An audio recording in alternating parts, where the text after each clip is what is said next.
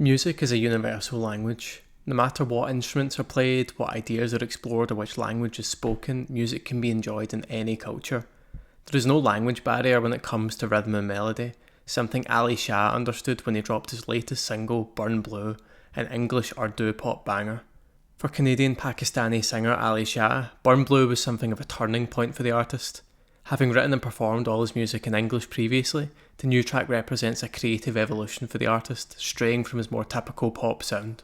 Got this new single, Burn Blue, and a really striking thing about it is the way that you mix English with Urdu. And this is like a big step for you because, if I'm not wrong, this is the first song where you've used like your bilingualness and been able to switch between the languages. So I'm wondering what encouraged you to take that leap with this song to speak in both languages?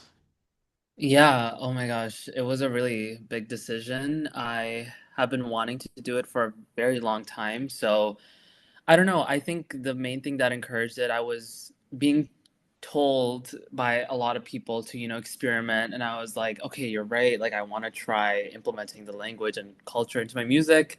Because actually, Urdu is my first language, English is my second language. So, you know, I always wanted to implement it somehow, but for a long time I didn't know how. And I heard this beat, and when I was producing it, I was like, okay, this is the moment. This feels like the right type of beat to do it on. So I just tried something new, and I'm so glad people like it. I'm so glad it's connecting because I definitely want to continue experimenting in the future. So yeah.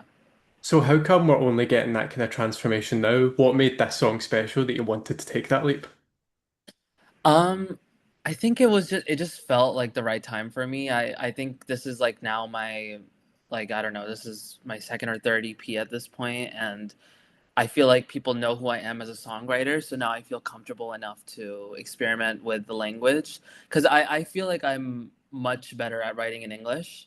So I was always afraid to like I guess write in Urdu and not be as good. So I feel like I've established like a little bit of myself to my audience, and they know that I can write at a certain level. So now I can start experimenting with different ideas and like different languages and like really put myself out there. And was it like a natural change or did it take some adjustment getting to terms with it? It was I think the desire was natural because I was listening to a lot of international music. Like I love K-pop, so just hearing that, like, I'm just like, okay, I wanna put out something that includes my culture too. So that was natural. But yeah, writing in Urdu was difficult and is still difficult for me because I don't know if I'm saying things the most poetic way possible, unlike English where I'm like more sure of myself. So I'm just, testing the waters, seeing what sticks. But yeah, it was really fun and I hope I can continue doing it. And you did mention there like having kind of influences internationally. So I'm wondering, like, can you tell me a little bit about your different influences, like whether they're Western or Eastern and Yeah. like different parts of the world?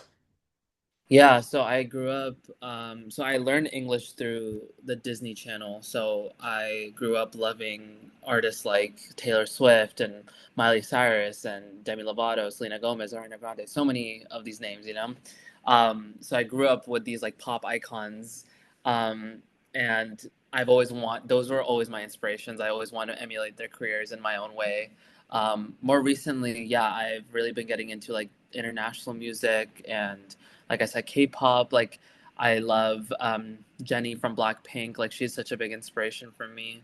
Her whole album is so just like so packed with different types of music that like hearing that made me want to kind of do the same thing with my own music and like implement so many different things. Like the types of sounds and languages and just vibes, and the fact that she can effortlessly mix like Korean and English together, I was like, okay, let me see if I can do it.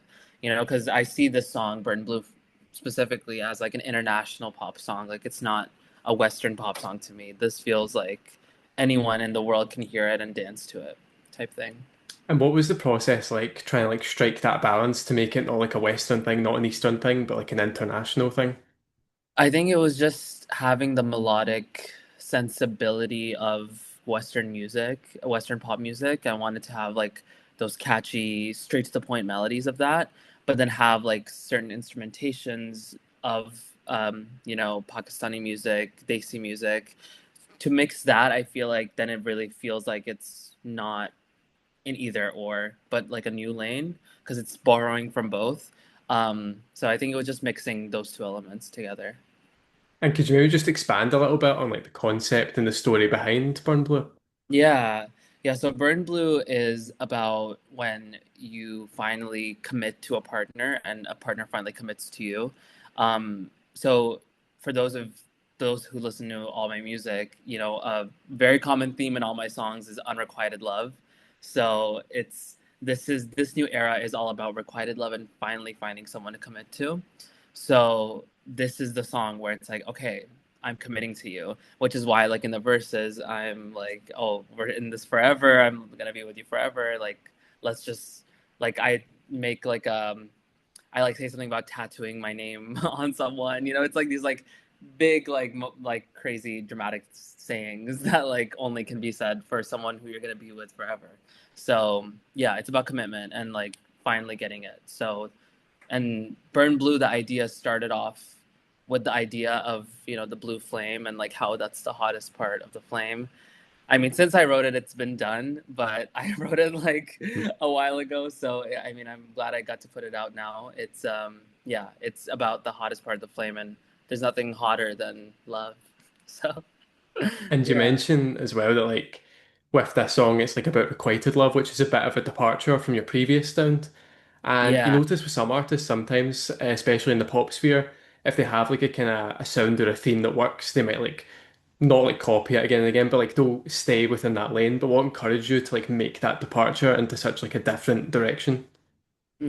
Yeah, I think, well, my real life, because all my music is autobiographical. So, I personally found, a great relationship, and that really helped me tap into a different space in my head. And yeah, it was weird because all my life I've been writing songs about how, oh, like no one loves me. Like I need this, I need that. And now I'm just like, wait, now this is happening. So it's like a different set of emotions. So I'm playing with like this new set of emotions that I have. Of course, there's still gonna be that, undertone of like, oh, but what if, and it's kind of like on the full project, I think you'll hear that it's a mix of this new emotion that I have, which is like happiness, but also like doubt and who knows what's going to happen. It's just its own set of challenges. So I think, yeah, my real life really inspired this next era of music.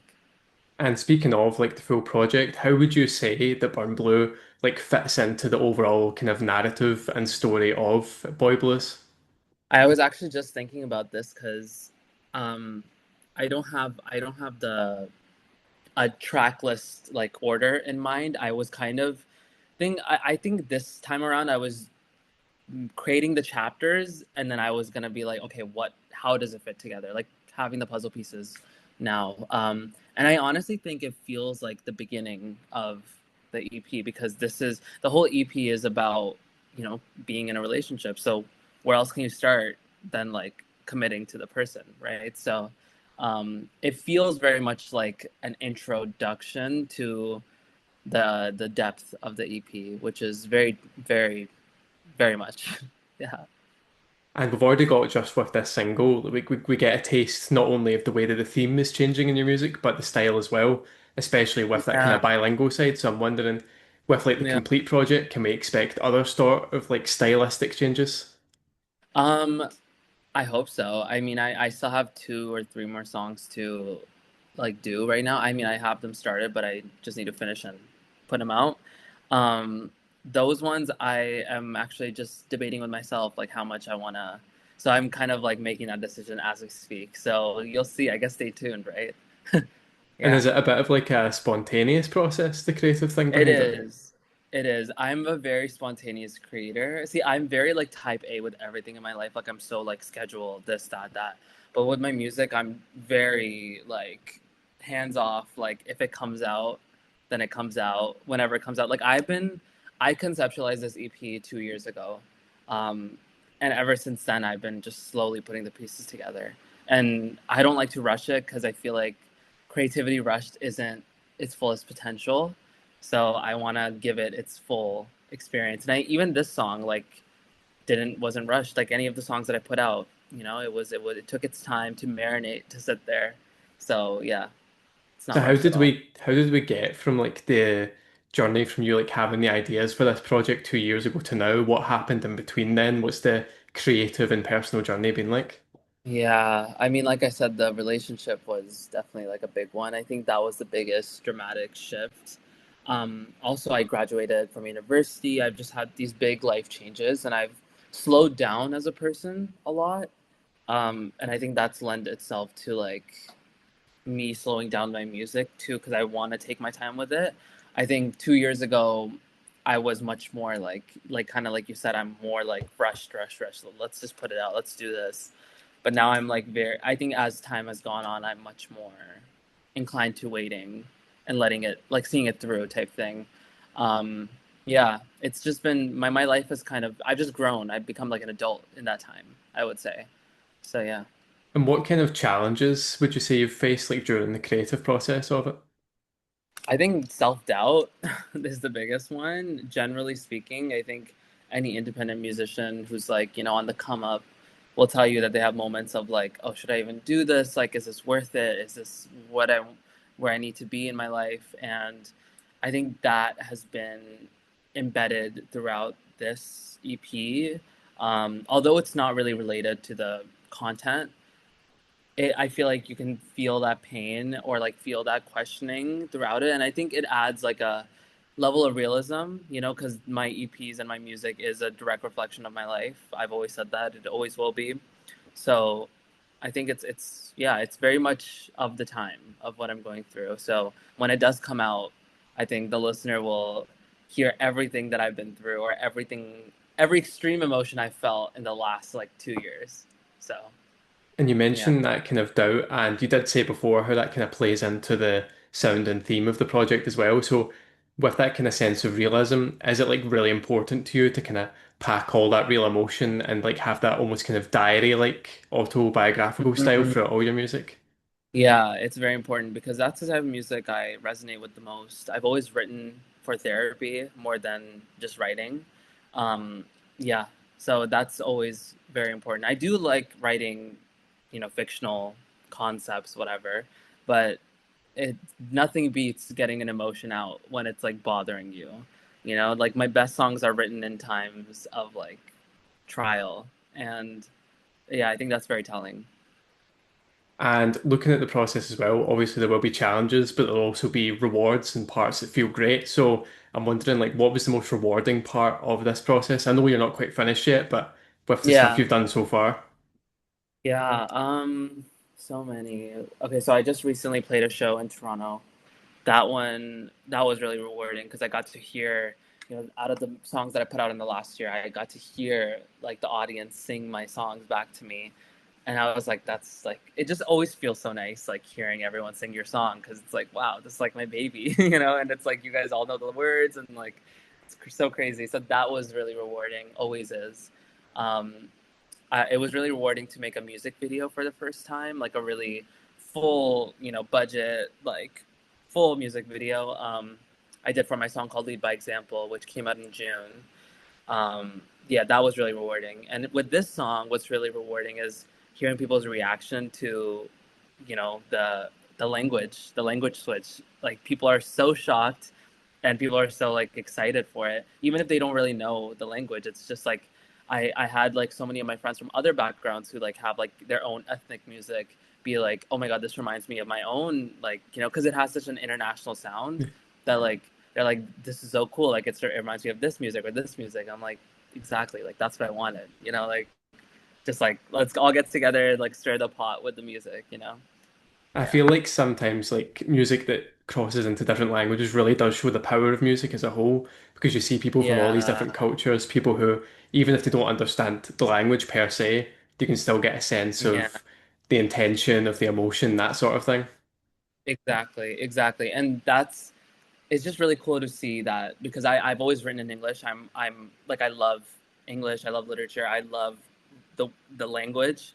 So it's always been my primary source of writing. But this is really cool. It's encouraging me to experiment more with the languages. Did you have any like expectations for how people would react for bringing out this song? I mean, I felt that people would be like shocked because it's so out of left field for me. Like I don't really, no one really, I don't even think a lot of people know that I speak other language, another language or other languages. Um, yeah. So it's like I think it's very shocking for some people, and I knew that coming in, but it excites me. I love seeing crazy reactions. I love like hearing that. That's my favorite part. Like if I could, I think if I could have any request as an artist besides like like play a stadium, is like is like have like a million reaction videos to my music because I just love seeing people's reactions to like my things. It's like it's just so validating and it feels so encouraging. Yeah. And this is like a bit of a year of firsts for you because obviously you've got this bilingual song you've got, and you've also had, as you mentioned before, that music video. I'd like to circle back to that for a bit. Like, what was the experience like making that? What was the production like?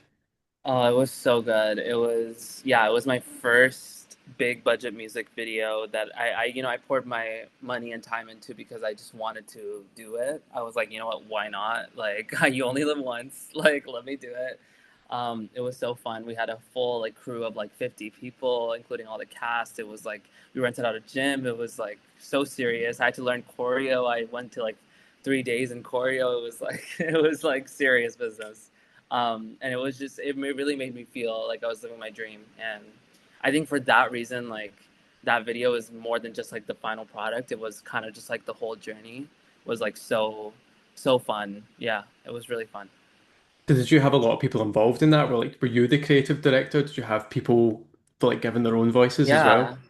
Yeah. Yeah. So me and the director, her name is Angela. She was both of us kind of conceptualized the video together, bouncing our ideas back and forth. I kind of approached her with like a specific idea, and it was very similar to what it ended up being.